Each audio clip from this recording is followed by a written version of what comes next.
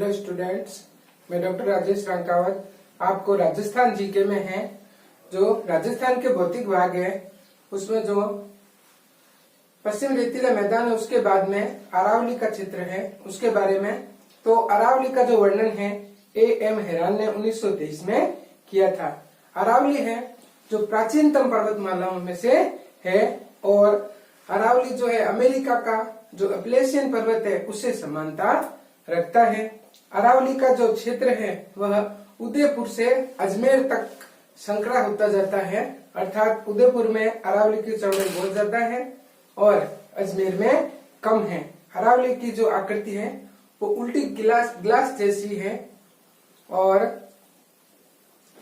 अरावली पर्वत है तो उसके बारे में अनेक ऐसी विशेषताएं हैं, इसमें अनेक खनिज पाए जाते हैं, जैव विविधताएं पाई जाती है। तो इस प्रकार आज हम अरावली का वर्णन कर रहे हैं। तो वर्णन A.M. हेरान 1923 ईस्वी में। विश्व की प्राचीनतम पर्वतमाला यह गोंडवाना का भाग है। इसका जो प्राचीन नाम है वो अरावल है। इसका जो काल है प्री कैम्ब्रियन काल जो है वो 3.6 अरब वर्ष है। 3.6 अरब वर्ष इसका कार्यकाल है। प्रकार जो है अवशिष्ट वलित प्रकार का पर्वत है। अरावली से समानता वाला पर्वत है वह अपलेशियन पर्वत जो कि अमेरिका में है। अरावली की जो दिशा है, अरावली की जो दिशा दक्षिण पश्चिम से उत्तर पूर्व अर्थात दक्षिण पश्चिम से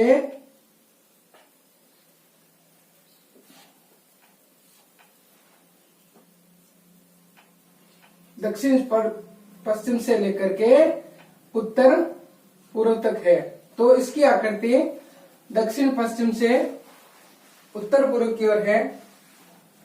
गुजरात के खेड़ से दिल्ली की रायसीना तक जो इसका विस्तार है 692 किलोमीटर है। राजस्थान में इसका जो 80% भाग है अर्थात 550 किलोमीटर जो है वो राजस्थान में है। उदयपुर से लेकर के अजमेर तक का 80% भाग है। इस अरावली का जो विस्तार है गुजरात, राजस्थान, हरियाणा और दिल्ली।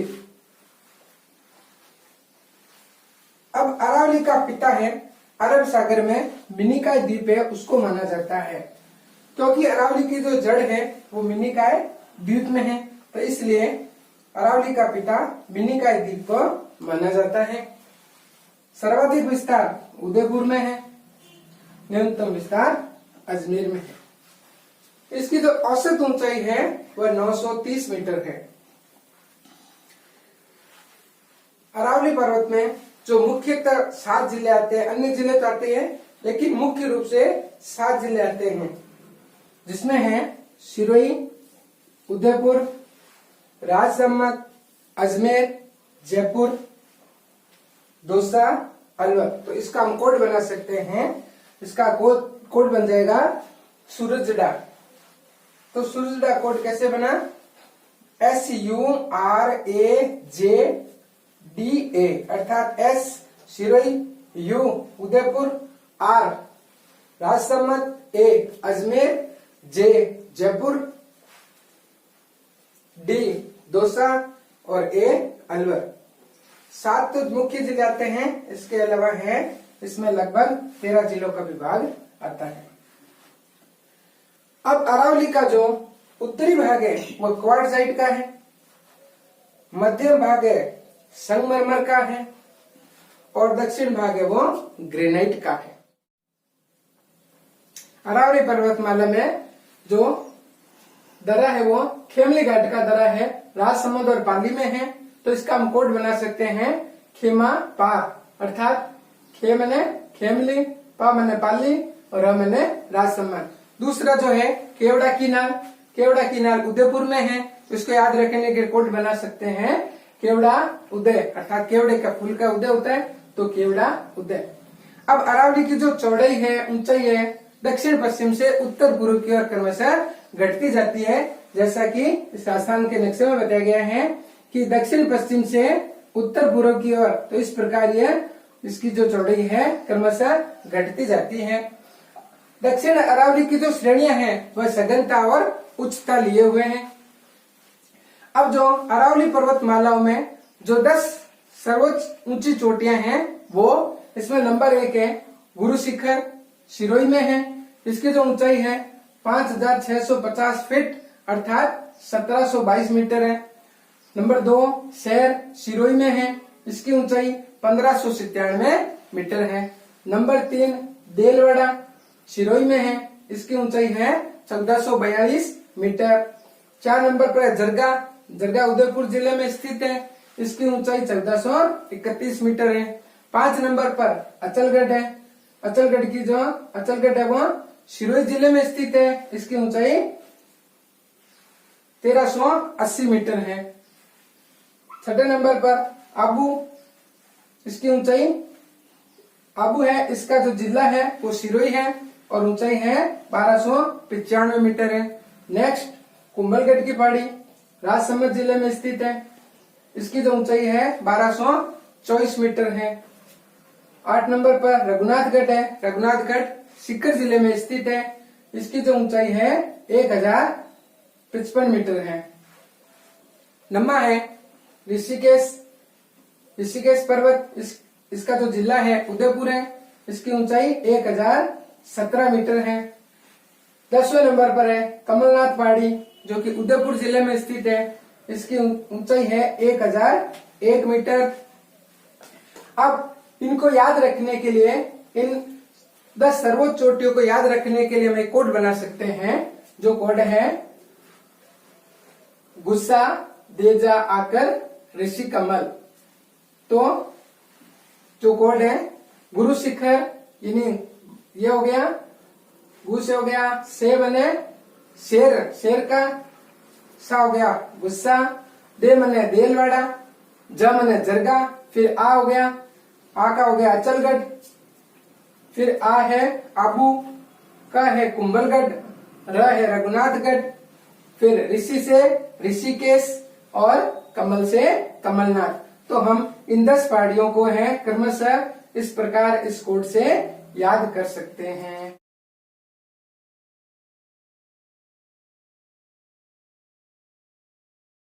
अरावली की अन्य पहाड़ियां, सज्जनगढ़ जो कि उदयपुर में है, इसकी ऊंचाई 938 मीटर है। महाराज जी जो कि टाटगढ़ में है और टाटगढ़ अजमेर जिले में आता है, जिसकी ऊंचाई है 933 मीटर। खो जयपुर में है, इसकी ऊंचाई 920 मीटर है। तारागढ़ अजमेर में है, इसकी ऊंचाई 873 मीटर है। डोरा पर्वत जालोर में, इसकी ऊंचाई 869 मीटर है। नेक्स्ट है गोगुंदा, इसकी ऊंचाई 840 मीटर है और उदयपुर जिले में स्थित है।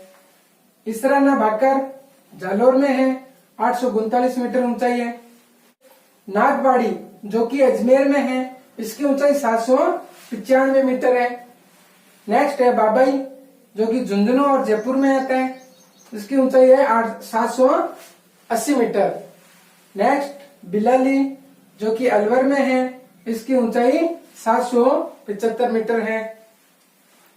अब अरावली का जो उत्तरी अरावली की जो सर्वोच्च चोटी है वह रघुनाथगढ़ है और इसकी ऊंचाई 1055 मीटर है।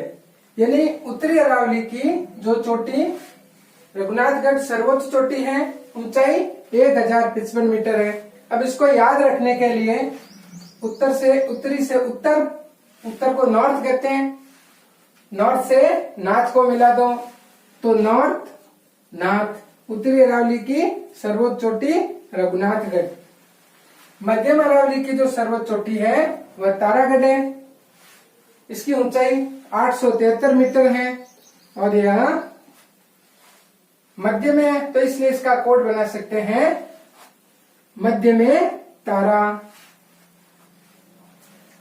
नेक्स्ट है दक्षिण अरावली, तो इसकी जो सर्वोच्च चोटी है वह गुरु शिखर है, इसकी ऊंचाई 1722 मीटर है। इसका कोड है। अब गुरु दक्षिणा का हमेशा मेल रहता है, तो गुरु दक्षिणा अर्थात दक्षिण में गुरु, तो गुरु शिखर 1722 मीटर। अब कर्नल टॉड ने गुरु शिखर को संतों का शिखर कहा है तथा आबू पर्वत को हिंदू ओलंपस की संज्ञा दी है। अब इस पर्वत पर दत्तात्रेय ऋषि का आश्रम है। अब जो मालवा का पठार है वह अरावली के दक्षिण का ही विस्तार है। अरावली श्रृंखला लूणी व बनास से द्विविभाजन होती है। अब अरावली है, इसमें अनेक प्रकार की विविधताएं, अनेक प्रकार की ऐसी विशेषताएं पाई जाती है जो अन्य जगह नहीं पाई जाती है।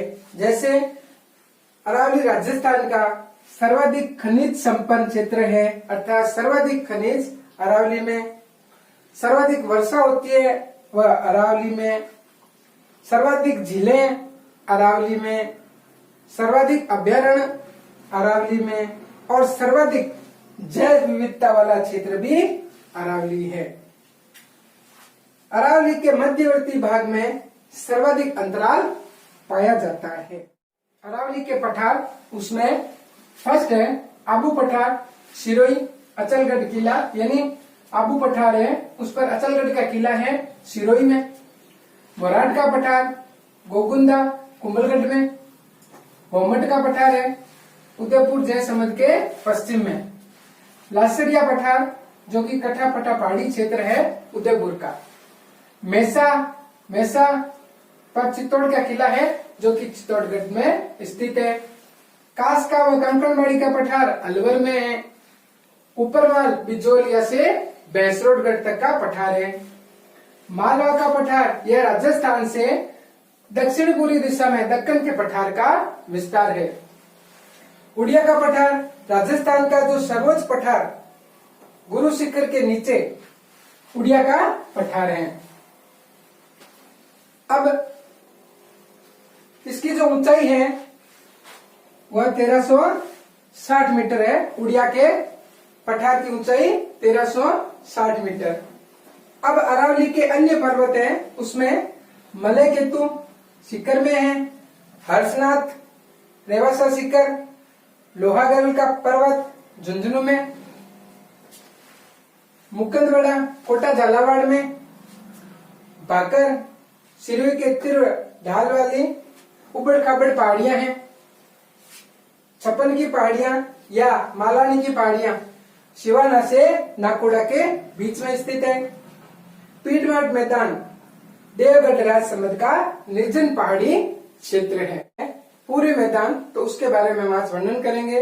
तो दोस्तों आप लाइक करें, सब्सक्राइब करें, शेयर करें, कमेंट करें और इस पर जो भी हो वो जवाब दें। तो पूर्वी मैदान यह राजस्थान का सर्वाधिक जनघनत्व, औद्योगिक विकास, कृषि विकास वाला क्षेत्र है। इसे खाद्यान्न का कटोरा भी कहते हैं। यानी राजस्थान का जो कुल भाग है उसका जो पूरी मैदान है वो सबसे ज्यादा डेवलप्ड भाग है, जनसंख्या सर्वाधिक है, हर सुविधा यातायात सारी सुविधा इसमें होती है। तो 50 सेंटीमीटर वर्षा रेखा इस मैदान को अरावली से और 75 सेंटीमीटर वर्षा रेखा इसे दक्षिण पूर्वी पठार से अलग करती है। अर्थात 50 सेंटीमीटर से 75 सेंटीमीटर के बीच का जो क्षेत्र है वो पूर्वी मैदान है। अब इसके जो मुख्य भाग है, नंबर 1 बाणगंगा बेसिन है। बाणगंगा बेसिन के अंतर्गत भरतपुर, दौसा और जयपुर आते हैं। यह उपजाऊ क्षेत्र है। अगला है चंबल बेसिन। चंबल बेसिन में धौलपुर, करौली, सवाई माधोपुर, टोंक और कोटा का नवीन कांप मिट्टी और उत्तरी सीमा बाणगंगा से व दक्षिण सीमा विंध्यन कागार से मिलाती है। नेक्स्ट है बनास बेसिन। तो बनास बेसिन में है, यानी बनास क्षेत्र में राजसमंद, चित्तौड़गढ़, भीलवाड़ा, अजमेर और टोंक टीलेनुमा पीडमांट मैदान व मालपुरा करौली का मैदान आता है।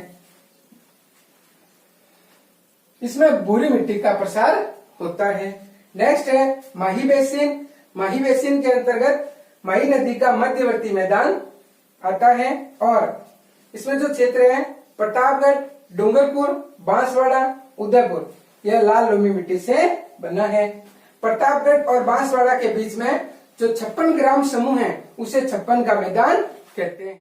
राजस्थान के भौतिक प्रदेश में जो चौथा है दक्षिण पूर्वी पठारी क्षेत्र, इसको दो भागों में विभाजित किया जा सकता है, विंध्य कागार और हाड़ौती का पठार। अब विंध्य कागार है, इसमें धौलपुर, करौली, सवाई माधोपुर का क्षेत्र आता है जो कि बलुआ पत्थरों से निर्मित है। लाल बलुआ पत्थरों के कारण धौलपुर को रेड डायमंड सिटी भी कहा जाता है। विंध्य कागार चंबल व बनास नदियों के बीच का विस्तृत भूभाग है।